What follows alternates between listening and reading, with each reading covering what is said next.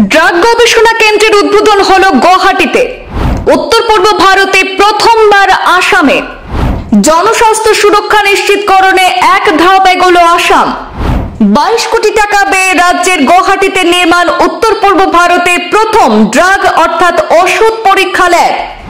ওষুধের গুণগত মান নির্ণয় করতে আর আসামকে বহিরাজ্যের গবেষণা কেন্দ্রের উপর নির্ভর করতে হবে না। এবার রাজ্যেই স্থাপিত হলো ড্রাগ গবেষণা কেন্দ্র।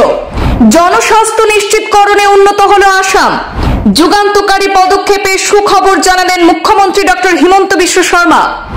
22 কোটি টাকা ব্যয়ে প্রস্তাবিত ওষুধ গবেষণা কেন্দ্রে বছরে 3000 স্যাম্পল সংগ্রহ এবং পরীক্ষা নিরীক্ষার ক্ষমতা থাকবে এই গবেষণা কেন্দ্রের। উত্তর পূর্ব ভারতে প্রথমবার ওষুধ গবেষণা কেন্দ্রের উদ্বোধন হলো আসামে।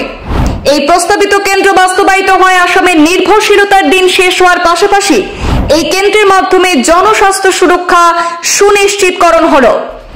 রাজ্যের এই ওষুধ পরীক্ষা কেন্দ্রের প্রয়োজনীয়তার মধ্যে রয়েছে এই ওষুধ পরীক্ষা কেন্দ্রে বার্ষিক 3000 স্যাম্পল পরীক্ষার ক্ষমতা রয়েছে।